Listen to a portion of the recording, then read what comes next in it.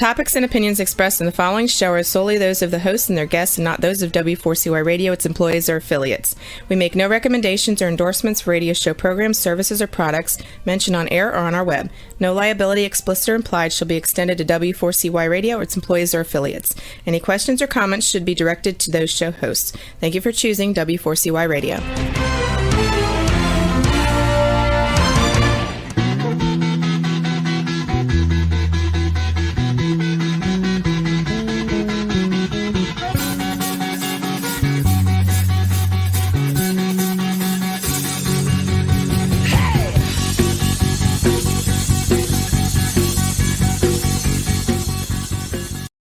Welcome to the Camping Show. I'm C.W. Getz. And I'm Willow Munson. It is Wednesday, July 7th, 2021. I'd like to take this opportunity to welcome my new co-host and say, hey, glad to have you on the show, Miss Willow Munson, everybody. Willow joins us this evening, by the way, from Casablanca, Morocco. And wow, it's glad to have you here. I'm glad to have you here. It's I've never done this before so far away, so it's pretty cool. So yeah, glad to have you here. How you feeling tonight? Pretty good. It's a little late, so I'm a little bit tired, but definitely excited. Well, how's your weather over there, by the way? Sunny today, but now it's pretty cloudy and dark. Nice. You're like 6 hours ahead of us, am I right? 6 hours, that's correct. Time difference, yeah. Well, hey, real quickly, give us a little background in your outdoor interests and that sort of thing. Tell us what you're into. Okay, so I'm a pre-med student at Lehigh University, and I'm majoring in global studies. But this past year, I actually worked with the company Superior Paddle Academy in Duluth, Minnesota, and I was learning and teaching whitewater stand-up paddleboarding, as well as teaching basic SUP skills and guiding tours on Lake Superior. And so when I can't be near water, I love road rides, and I'm currently dabbling in mountain biking. Oh, very cool. That's Superior. That is Jared's company. Yes, Jared Munch. Yeah, Jared, very cool. He was a guest here on the show too. So, and I know he's enthused for you to be on here as well. So if you're listening, yeah. All right. Well, I'll let you continue then. Okay, well, I want everyone to know that tonight's episode is sponsored by Campground Views, making camping easier.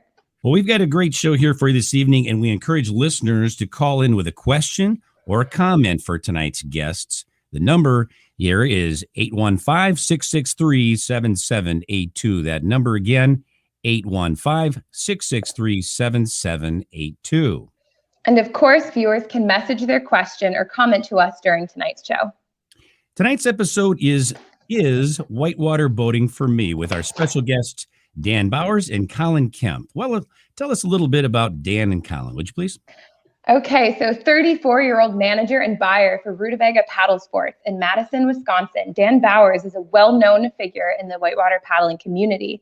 Having been drawn to the sport over 10 years ago, Dan is a certified sea kayak guide and has guided many trips in large bodies of water, including Lake Superior. Dan considers himself extremely fortunate to have discovered paddling, and specifically whitewater paddling, which has taken him many places over the past decade, providing a great deal of fulfillment in his life. And then we have the 44-year-old director of sales for Jackson Kayak, which is the #1 manufacturer of whitewater kayaks in the world. Colin Kemp has been involved in paddling for over 3 decades. Initially, Colin began competing in slalom-style kayaking before transitioning to other styles, including freestyle. And then in 2001, Colin made the U.S. national freestyle team representing the United States at World Championships, proudly earning 4th place in the squirt boat category. More recently, earning 4th place in the squirt boat category, but he continues to compete and participate in the Reno River Festival as well as others. Well, with that, welcome to the show, Dan and Colin. Welcome, Dan and Colin. Thanks for having us. Hey, guys. Thanks. Rock stars. I love this.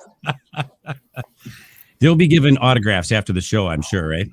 Are you guys just are you charging for them, or are they going to be free this time? Oh, I don't know how much value there is on that. Zero. Well, you guys are definitely in that rock star category there. So I want to ask you, first of all, how did each of you get involved in whitewater boating? And by the way, what compels you to drive for hours and even fly to other continents to participate in this sport of whitewater boating? When I was about 7 and I was backpacking with my dad on the Laurel Highlands over the Youghiogheny, I was told that if I didn't cry and didn't ruin the backpacking trip, I would be allowed to go on a rafting trip, which seemed spectacular. And so I survived the trip. And within about 2 minutes into that raft trip, I saw the safety boater. And in that instant, I knew I wanted to be a paddler. Oh, and it absolutely trumped anything that was happening in the raft. And after that, then it was classes, teaching, and that's it. Yeah, that's ruined pretty. my life. That picture there, I love that. What can you bring that? What is that called? That's called an ender. And what you do is you drive the bow of your boat into the oncoming water off of a wave, and you wait till the boat gets to that vertical realm, and then you kind of stand up, and it allows you to shoot the boat up in the air and fly for a brief moment. So, and the beautiful part about it is you can land, paddle back, and do it again and again. Wow. I'd land upside down. That's just me. It happens. Disaster happened there. It's all part of the learning, and upside down is not a bad thing in whitewater. It's okay. No, that's true. Yeah. Wow, that's pretty cool. Dan, how about you? I guguess how I got started was, a friend of mine introduced it to me while I was working at a small paddle shop in Illinois. At that point, I had been guiding sea kayaks and local paddle trips and things like that. So I had a role and everything else. And he was like, well, you got that, come on over. And took me down the Vermilion River in Illinois, which some people may know as many whitewater paddlers in the Midwest. That's their first river, kind of down there. And I hit the first wave train, and that was it, man. I was like, well, this is way better than paddling 15 to 20 miles on a seeming treadmill of flat water. So Dan, was that Wildcat Rapids that you're talking about, that first whoop-de-doo, we call that, I guess? There was a little drop there, but is that the Wildcat? I guess I owe credit to the wave train below the dam called the Narrows. The Narrows, but Wildcat was awesome as well. It's kind of funny as a beginner paddler paddling that river for the first time. Everything up to that's pretty easy, and then all of a sudden there's 100 yard or 50 yards or so of class 3. And It's like, oh well, where'd that come from? But it's very drop pool, so there's plenty of time to catch yourself and pick up after yourself. So, tell me something. Was that big boulder right at the end of the drop there, like it is now? Yeah, it still is. Yeah. Mm-hmm. Years ago, that wasn't there. So right. Where'd that come from? Because they had it closed for a while. Yeah. No, the whole Wildcat changed. That whole rapid had a landslide there, and if you look at AW American Whitewater, there's some photos of before and after and how it changed the rapid. But that's common for a lot of these rivers. Interesting. Yeah, I didn't really realize that. We got a picture of Dan up there on the there. Yeah. Oh, I think that's Colin, and or maybe that's not Colin on the right. That's Clay, right? Clay and Dane. Okay. That's doing the opposite of what you were doing in the last picture. Is that right? Yeah. What they're doing is called a stern squirt, and it's where you fly the stern of the boat like a wing under the water and use the opposing currents to elevate the bow. So it's a little different, but similar idea. You get the similar effect just on the other end. It looks like it's fun. It really does. We're going to talk about a little bit later here. But first, let me ask you, what is the proper definition of the term whitewater paddling?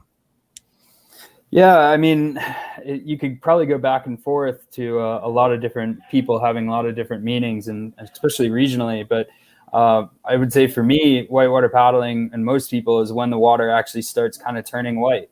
You have kind of flowy, fast-moving water rivers that maybe don't produce what we know as aerated water, which produces the color, pigment, or lack of it.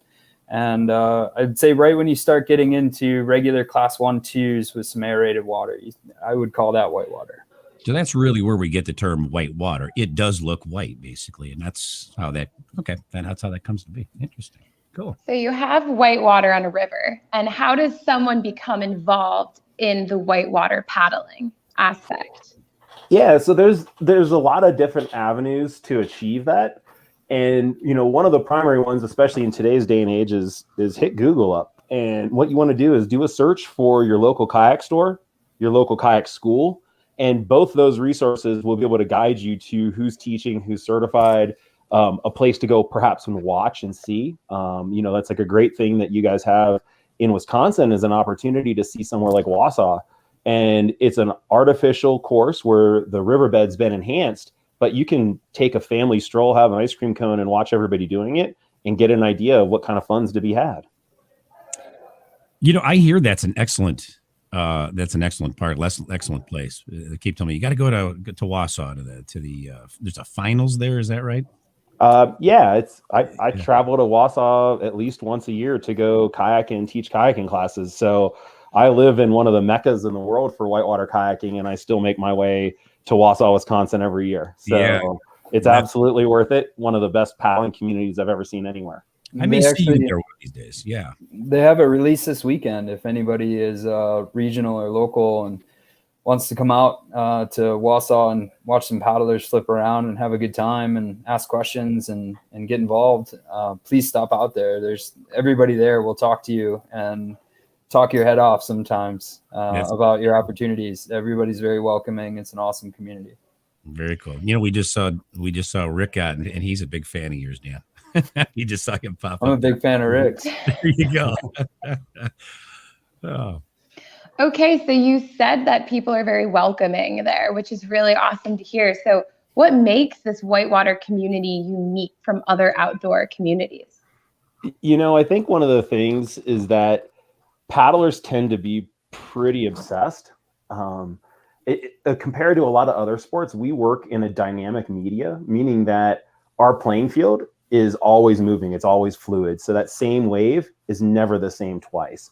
Whereas anything that's on a traditional field is static in that way. And I think that, at least for me, has been a common theme with a lot of the folks I've known for over 30 years and paddled with, in that chase for that constantly evolving media is pretty darn compelling, to say the least. I've known a lot of highly educated people that have thrown their careers to the wayside to keep pursuing whitewater, because no matter how good you get, you're never there. It's always something to learn.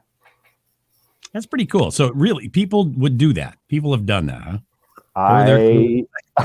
Yes, I have done it on. Come on, let's get some names here. I've done it. I've done it on a. Personally, I've done that going to multiple continents. Wow. At one point, my wife and I sold our house in Maryland, put all of our stuff in storage, lived in our truck for 6 months to drive around to find the best outdoor playground in the U.S. So, and I know I'm not alone. There's a lot of our Olympians and people who just love to paddle recreationally who all follow that same thing. And way before van life was cool, it was a dirtbag kayaker by a long shot. These things sound addictive, man. They sound like you can become addicted to them very easily. Wow. You drive into any paddling town or Friendsville or any of those, and you'll find quite a few. The biggest tales are the raft guides, the guys that don't just quit their high-end jobs to, be involved in kayaking, but quit their high-end jobs to go huck people down rivers for a living. I mean, what a switch. That's pretty cool. Wow. Yeah, the place my home river where I grew up on the Potomac River in Maryland, so right outside of DC, very, very close. It's not uncommon to see everybody that you would see on Capitol Hill or any political nonsense out on the river in the early hours before work or the afternoon. It's just a thing. It's something. Willow, can you see yourself doing that? Just happen vehicle? I mean, as a pre-med student, I should say no, but maybe. Never say never. Yeah. Wow. What do you do? You live like out of a trailer and that sort of thing, just like maybe like a bit of a nomad or something. I couldn't count the number of people who live in a truck, camper, trailer on their own accord. Absolutely. Actually, and that vehicle has evolved a lot since I started living just in the back of a pickup truck at one point with a camper shell on it. And Willow, don't be scared. My wife's a vet and she paddles and flies paraglider, so don't pigeonhole it. An inspirational figure. Well, let's talk a little bit here about some terminology. We got a few terms here. How about giving us a definition to each of these, if you don't mind? Start with the term recreational kayaking. Yeah, that's a good one. All paddling is recreation, but I think how we in the industry tend to view it as more of those folks that maybe aren't going to be living in a van down by the river. But again, traditionally, when you narrow it down from there, it gets more into that kind of weekend paddler, the folks that want to get out there and paddle their local stream or lake, traditionally in boats that are meant for both, traditionally flat water, 10 to 12 feet or so. Not that there haven't been wreck boats longer than 12 feet or shorter than 10, but really fairly easygoing paddle, comfortable kind of boats to get out there and go to either which way of the paddling spectrum. Yeah. Interesting. Usually comfy seats, bulkheads for safety, hopefully, and easy cruisers. I think that kayaks ought to come with radios now. It's just me. I think they ought to come with a built-in radio. I'm never without my on my. You're not far off the mark, because if you get into the fishing kayaks that are a thing these days, there's tracking all over them that allows you to mount tons of accessories, and speakers are absolutely part of that for a lot of folks. That's so cool. Seriously, they're putting speakers on. I did not know that, because I bought this JBL Charge, I think it's called, or Charge 3, and it's quite loud. But I'm thinking, why don't they put speakers on kayaks and little radios? It doesn't really take much, but they're doing that now. That's so cool. Yeah, it's a personal thing. A lot of people like to be outside and just enjoy the quiet and the nature, and some people are going to go for a different thing. Just kind of like a wake surfing boat would likely have a speaker system, where somebody on a bass boat may want to keep it quiet for the fish. Yeah, that's why I don't fish much. So how does the term kayak angling fit into all of this? Really good question. It's probably the fastest growing part of paddling these days. Kayak angling, the term really is just, what are you doing in your kayak? And if you have a rod and you want to go cast it out and do some angling, you're technically kayak angling. I think fishing kayaks that have started to come out have kind of taken that narrative and turned it into a whole new world for a lot of people, and provided ways to not only get out and fish comfortably, but advantages like standing in your boat, or, as Colin said, mounting all these options to it, from fish finders to trolling motors to automatic anchors to, you can really go as wild as you want it to be. But that has kind of driven the market from, hey, I'm going to go out in this canoe and cast a rod, into its own kind of subset of paddling. It's pretty awesome. Very freeing for a lot of people to be able to get out in a smaller vessel rather than a big john boat with a motor, and get out there and cast some lines. And from us, it's changed the way we design kayaks. So the R&D team will focus on different water environments. So whether it's a river, big water, skinny water, we'll make different boats for different jobs. So like Dan said, sometimes standing is part of the design parameter. Sometimes it's getting out through the surf. Now pedal kayaks, so pedal driven kayaks for fishing, are the end all be all, because it allows you to be hands free while you're fishing instead of having to manage a paddle and a rod. I saw one of those at, it would have been 2 years ago, because we didn't have Canoecopia last year, but I did see a paddle, one of those. And I was like, well, that's pretty cool. And it was a great idea, right? I mean, you're not doing any of this. You're going with the pedals rather. Totally hands-free. Yeah. And I would venture to say, Dan, is the kayak angling probably the most popular type of kayaking, or would you say maybe not? I think Colin probably has a lot to add to that too. I would say he probably has a more national view of it, where I'm kind of a little more regional. And I'd say, yeah, for our region, kayak angling is definitely on the up.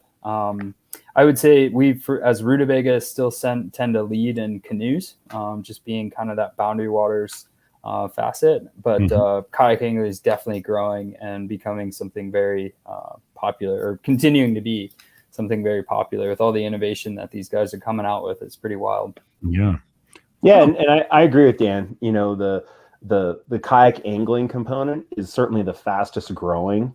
And if you just were to take a look at the stats on how many licensed fishermen there are out there, it's a way that a lot of people can get on the water that couldn't afford to otherwise.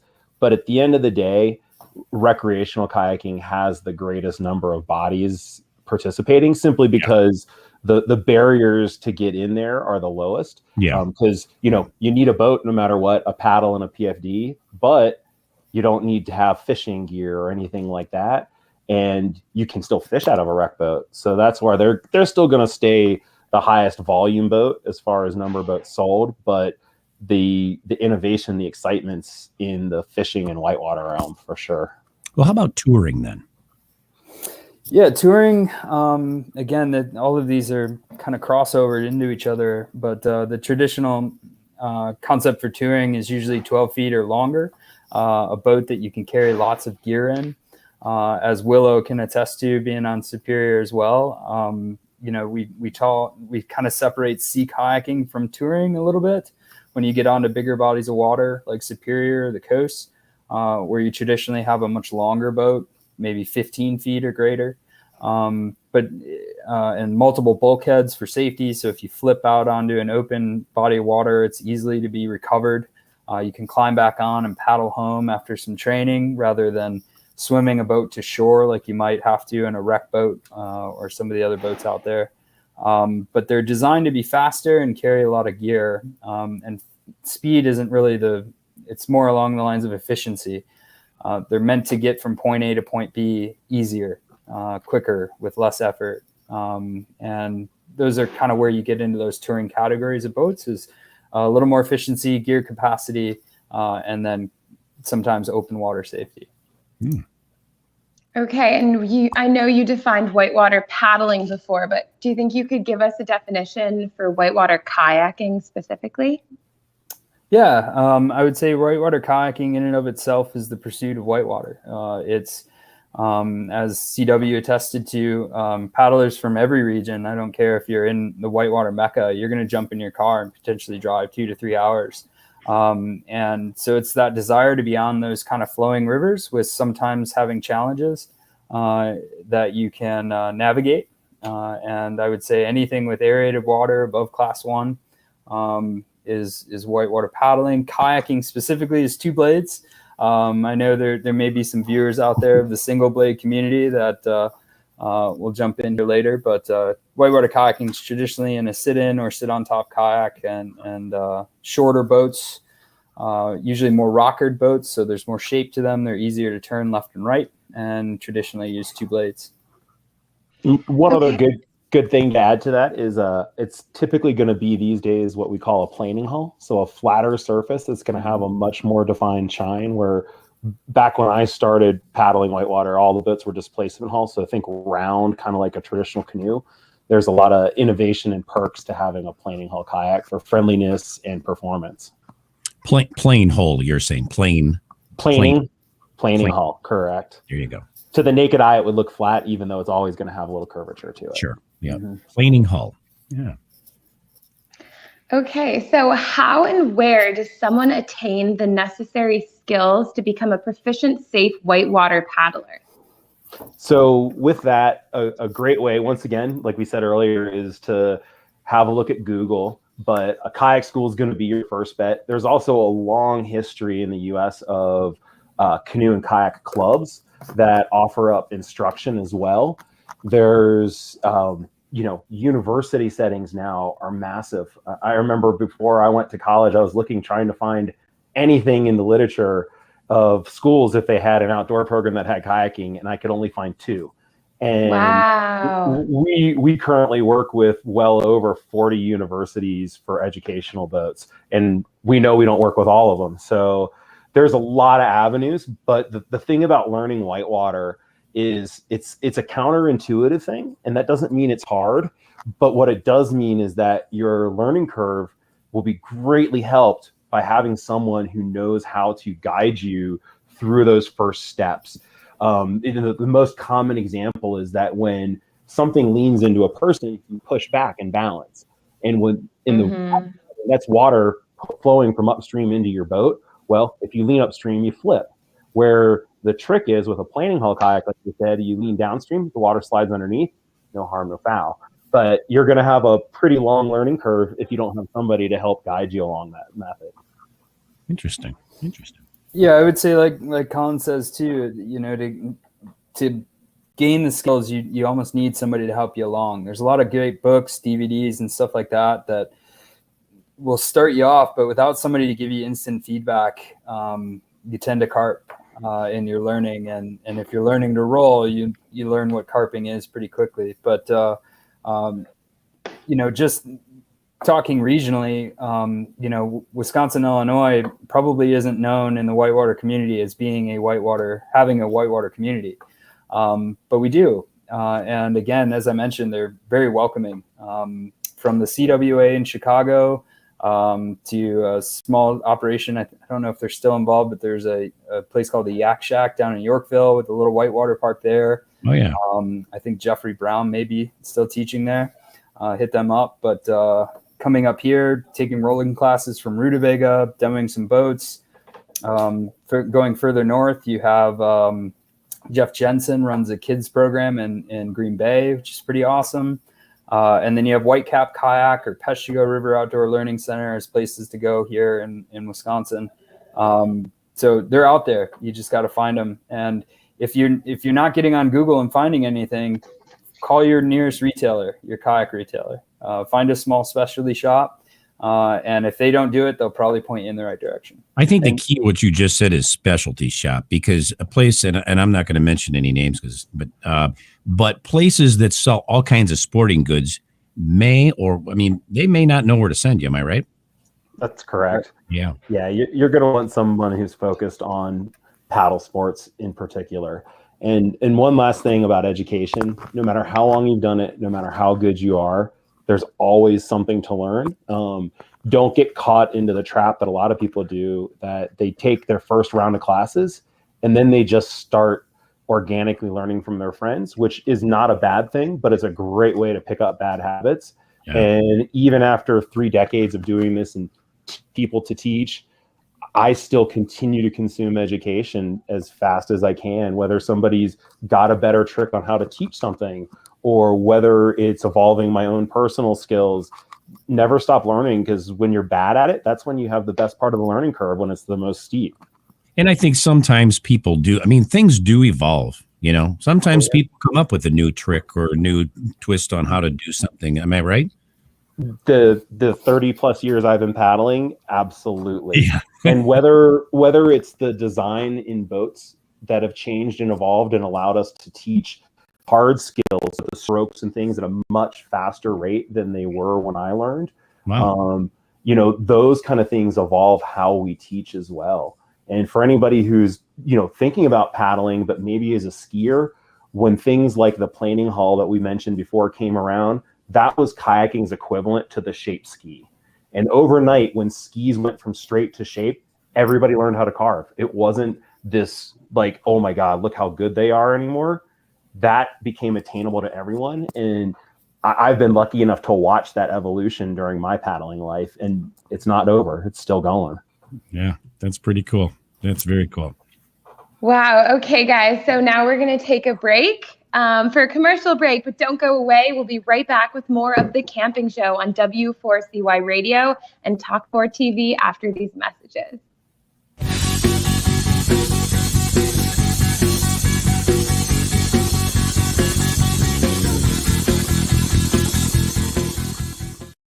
It is time to go camping. Introducing Campground View's virtual tours. You can tour the campground, see the sites, see if they are available, and click to book your perfect spot. Hit the open road and explore the amazing places found in nature. We make it easy to discover, find, and book your site so that you can go have the fun and freedom you seek. Campground View's virtual tours make it easy and simple for you to see where you are going.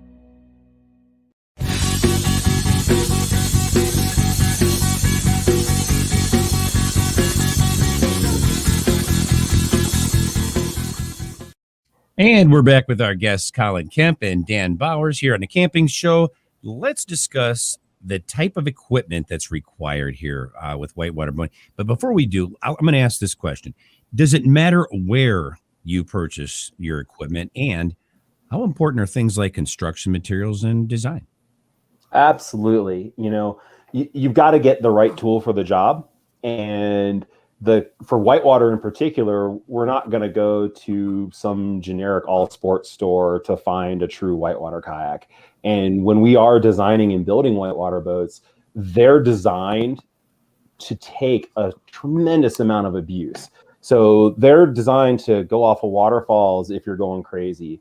They're designed to slide down rocks and all sorts of other stuff that's going to happen in the commonplace. Whereas, you know, a generic wreck boat that's designed to be put on calm water, paddled on calm water, and never really taken abuse, it doesn't have the same walls internally. It likely doesn't have a cockpit rim that will accommodate a skirt to keep the water out. So it does matter. And when you're looking at a premium, you know, product for something that's specific like whitewater, you need to go to a specialty store, because they're going to be able to walk you through pros and cons of different designs, different shapes, because, you know, like a skier or a golfer, you don't have one club, you don't have one ski. You're going to really, really, really have a quiver. You know, the biggest thing that I people ask me, say, hey, my friend wants to get into kayaking. She wants to, or he wants to, or whatever. And we were at so-and-so Sporting Goods. And I said, well, the first thing I would tell you, and I always direct them to Rutabaga. I think a lot of people are like, oh, but that's serious. And I don't know. I mean, that's going to be really expensive. And, you know, I'm good. Not necessarily. Right. Am I right on that, Dan?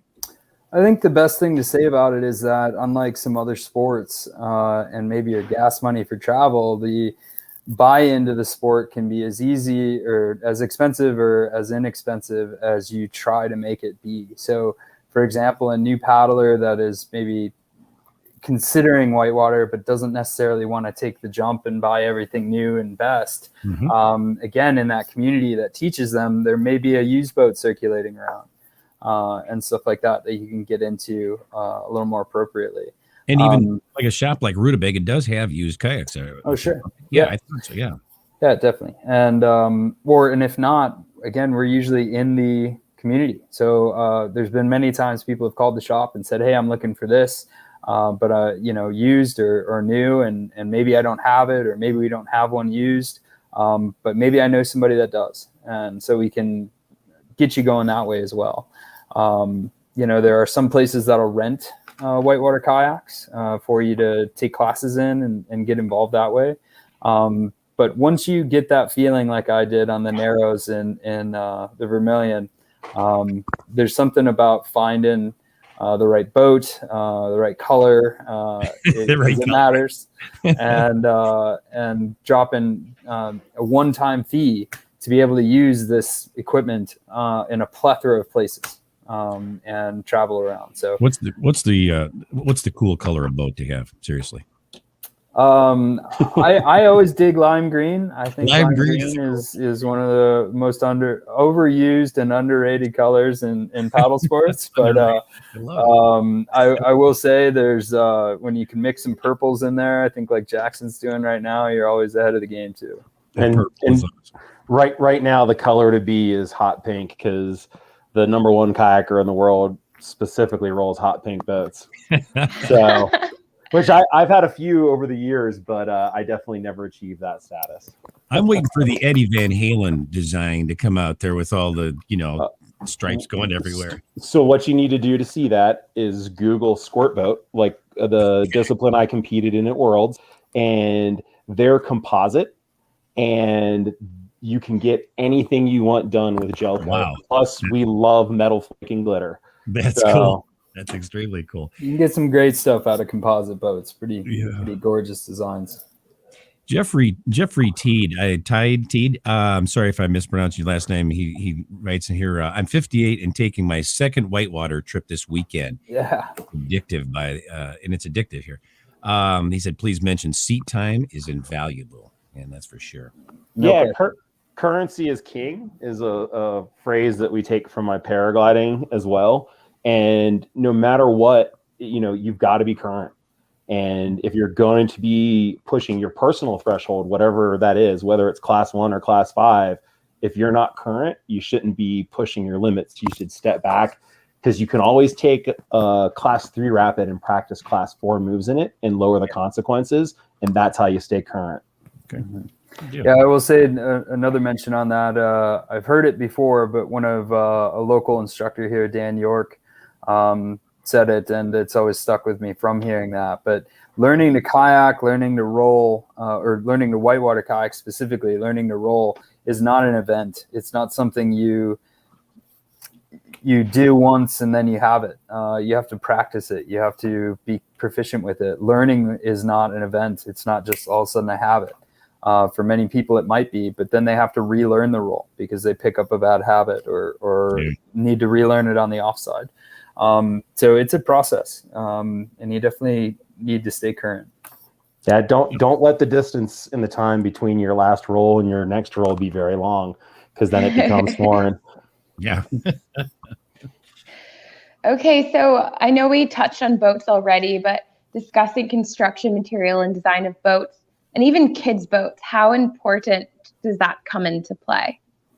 Yeah, so within whitewater boats, there's so many options, because any one company's design team can decide to make a boat that targets specific design parameters, and with that, there's always a balance. You give and take. So when you go for speed, you often lose agility and maneuverability. So there's always a balancing act, and the best boats are the ones that achieve the balance. And so the way that we like to look at it is there's 4 primary categories of boats that we look at. One would be play boats on one end of the spectrum, and those are the very short, small boats that I believe we have some pictures that we can show as well of our Rockstar. And so that's designed for freestyle and tricks and things like that. The far end of the spectrum is what we would call a creek boat.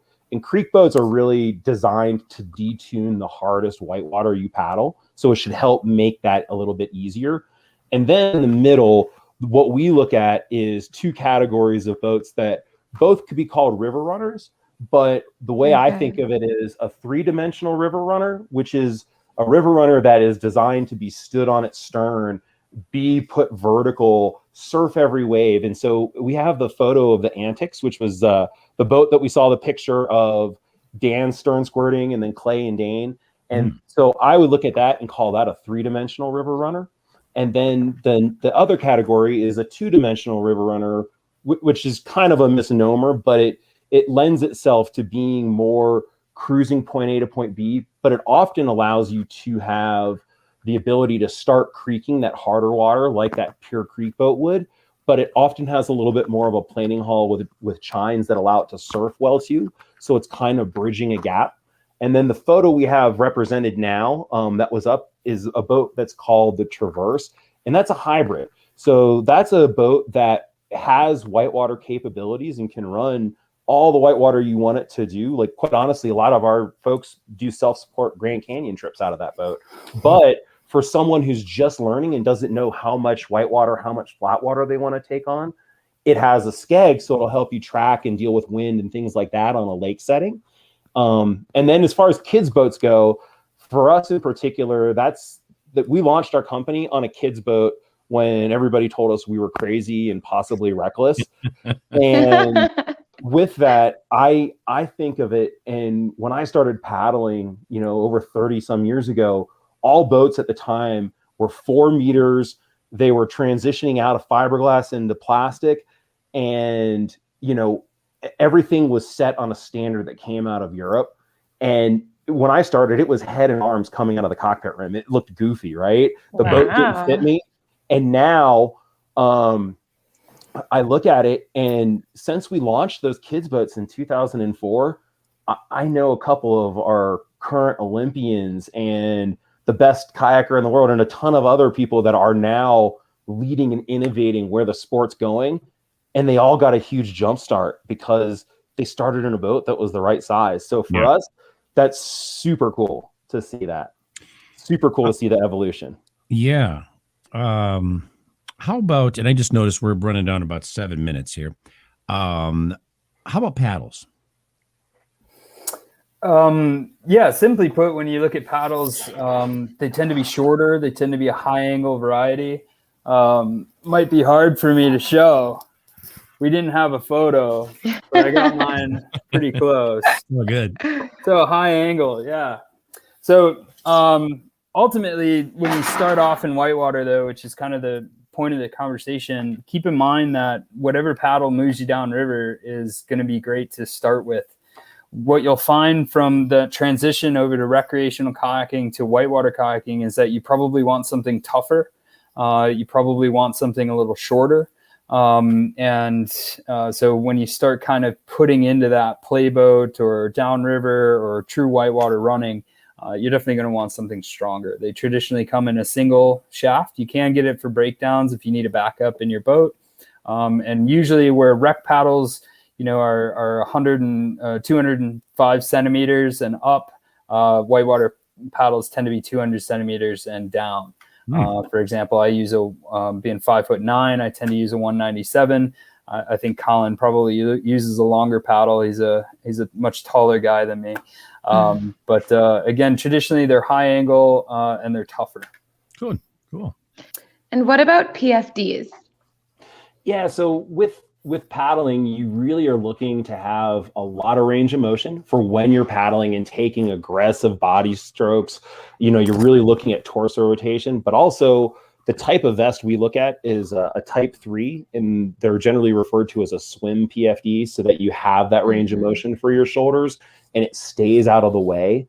So, preferably like Astral Designs is a company that has really led the innovative charge for a while, but they're designed specifically for whitewater. And those kind of folks even make the fishing PFDs for specifically that kind of a job. So they're really getting, just like we make boats for different jobs, they're making PFDs for different jobs, even to the point where my dogs have the same company PFD as I do when they come out and surf in the park. Oh my gosh. So they love to go and surf on the boat with us all the time. Aww. How about helmets? Yeah, they're definitely unique, just like all this gear. Whitewater paddles are for whitewater. PFDs, while you could probably use most, there are specific PFDs. I would say helmets is kind of the one place where I'll say are exclusively whitewater. Every helmet is designed for a different sport. For example, I wouldn't recommend using a bike helmet in whitewater. But they're traditionally designed to kind of take a licking and keep on ticking. You still want to replace your helmet after a good impact. But the idea of usually needing a helmet in whitewater without trying to sound too terribly terrifying is that you tend to have 1 to 2 impacts, as on a bike, you maybe have 1. And so depending on how fast your roll is, that, obviously becomes pretty important.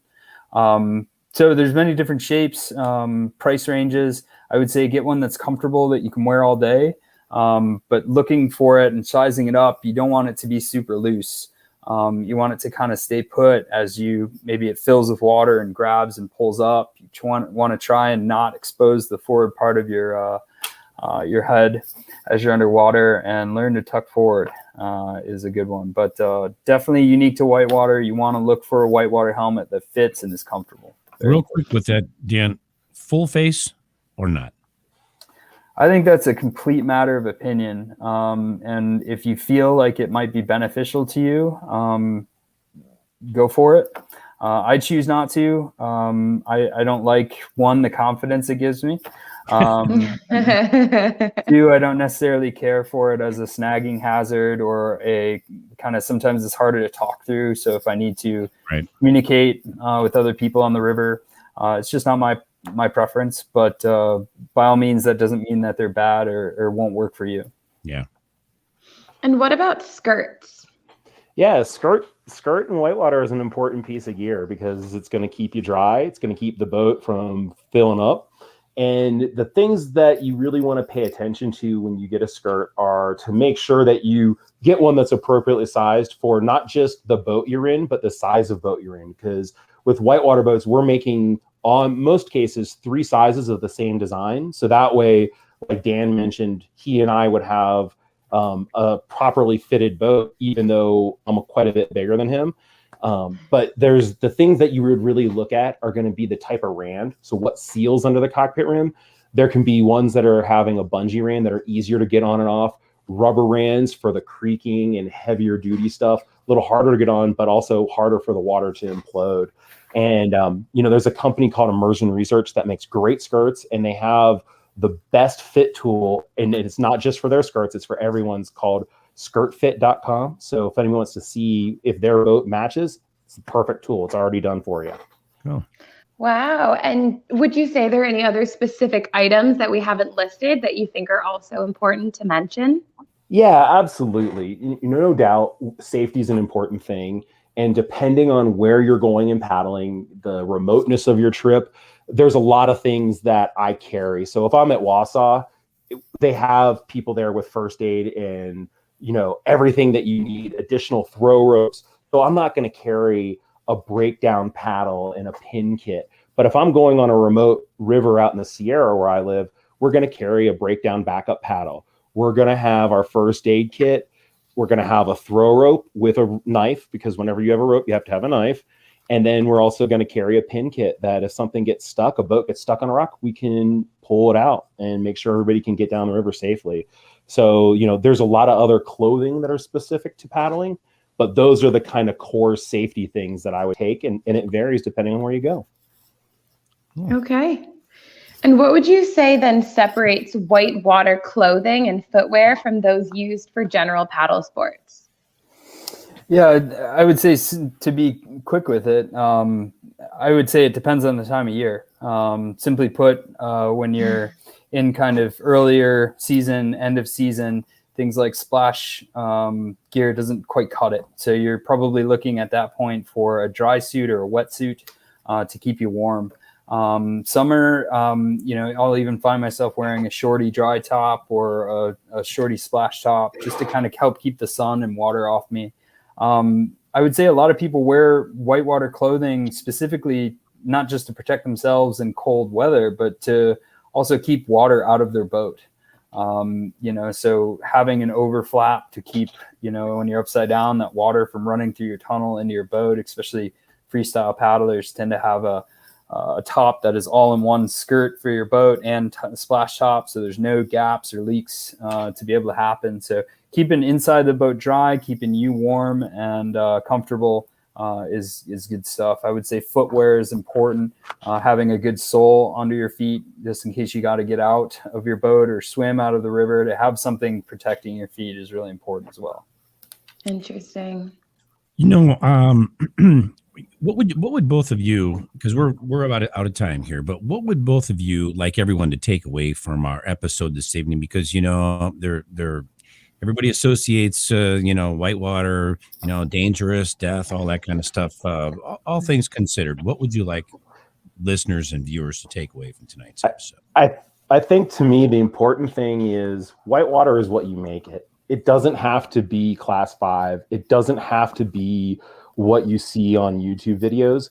You can go out and surf a Class 2 wave, which is very, very relaxing. It's just that kind of Zen moment. And you can be just as stoked as the guy running the 100-foot waterfall. So don't let other people dictate what it is you like about paddling, because over the course of my paddling life, I've been chasing different parts of paddling the whole time. And you can make it as safe as you want by biting off what's good for you. So that's the important thing. Yeah. That's pretty cool stuff. I love those pictures.